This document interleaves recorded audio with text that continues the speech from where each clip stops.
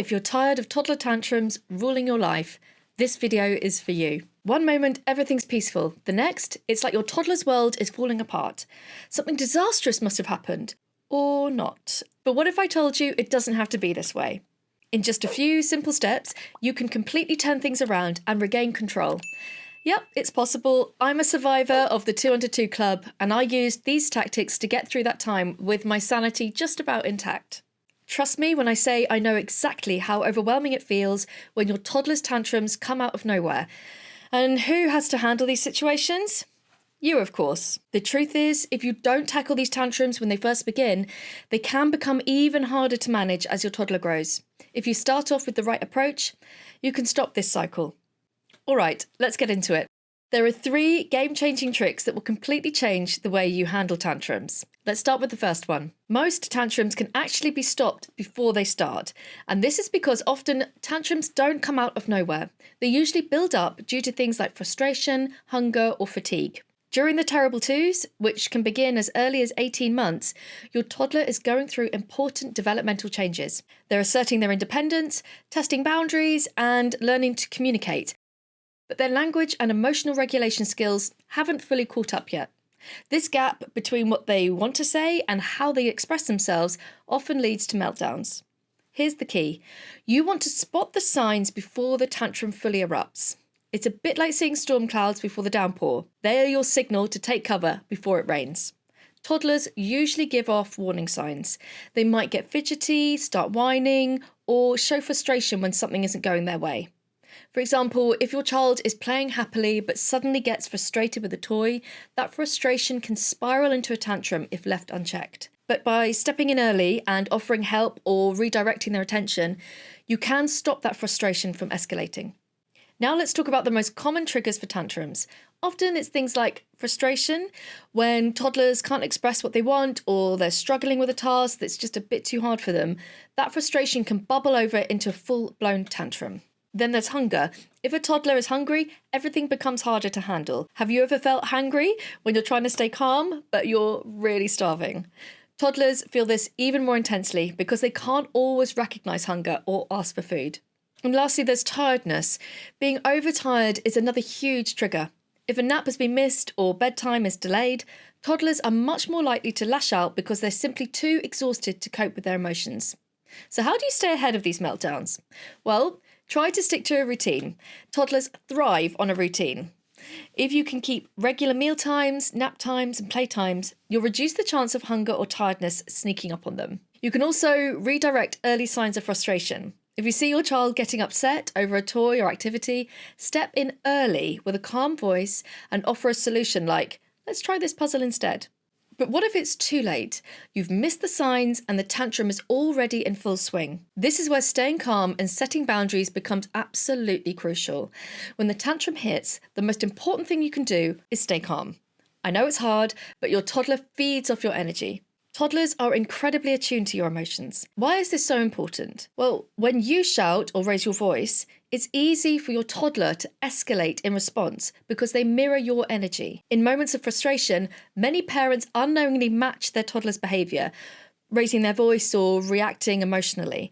But remember that their tantrum isn't a personal attack. Your child isn't trying to upset you. They're just struggling to express their own emotions.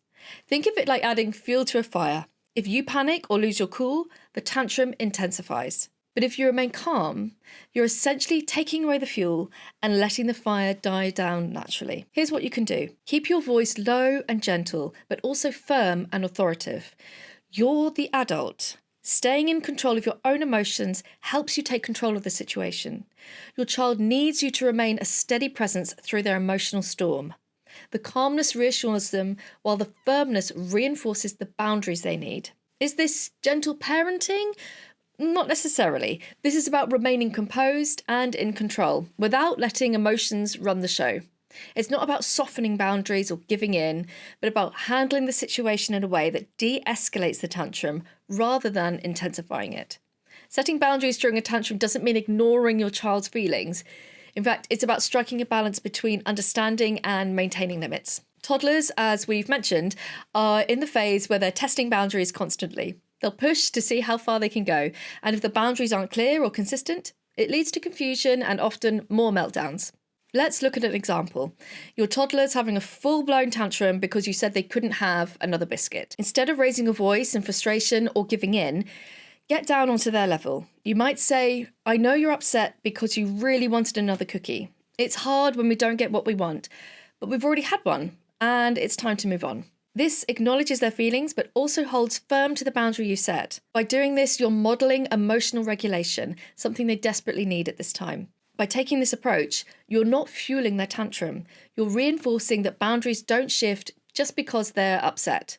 Toddlers don't want to admit it, but boundaries actually make them feel safe and secure. When they know the rules and your expectations, they know what to expect, and that reduces anxiety and, over time, tantrums. But what if staying calm doesn't seem to be working and the tantrum is just going on and on? How do you get them to stop without giving in to their demands? Well, here's the trick. Offer your toddler a choice. Why does this work? It gives them a sense of control, which is often what they're craving during a tantrum. They're learning to assert their independence, but they don't yet have the full capacity to communicate what they want. This frustration can often spiral into a tantrum. By giving them a choice within boundaries, you're handing back a sense of control, but in a way that you can manage. Here's the magic behind this trick. It shifts the power back to the toddler in a way that empowers them, but still aligns with the boundaries you've set. You're not giving in, but you're giving them options that lead them to the outcome you need. Think about a time when your toddler has refused to leave the park. Instead of dragging them to the car or having a battle of wills, offer a choice. You might say, it's time to leave. Do you want to walk to the car or do you want me to carry you? Either way, they're leaving, but now they feel like they're part of the decision-making process. You can calmly offer, do you want to wear your green pajamas or your blue pajamas tonight? The bath is non-negotiable, but now they feel like they've got some say in what happens later. And why does this work? Choices give toddlers a sense of autonomy, something they've been craving during this stage.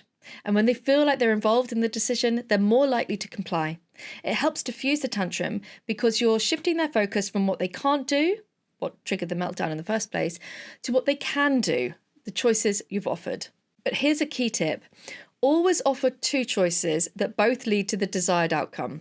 Don't give them an option that's too open-ended or leads away from what needs to happen. For example, don't say, what do you want to eat? Instead, give them a choice between two items you want them to choose, like, do you want a banana or an apple? Just think closed choices, not open choices. By using these three simple strategies, reading the signs, staying calm, and offering choices, you can turn even the most explosive tantrums into a manageable situation. But here's the thing, these tricks don't just work for tantrums. They can also help with other challenging behaviours like separation anxiety, which is something many toddlers experience. If your toddler struggles with being apart from you, my next video covers exactly how to handle separation anxiety. Click here to learn the strategies that will help you and your child feel more confident and secure during those tough moments.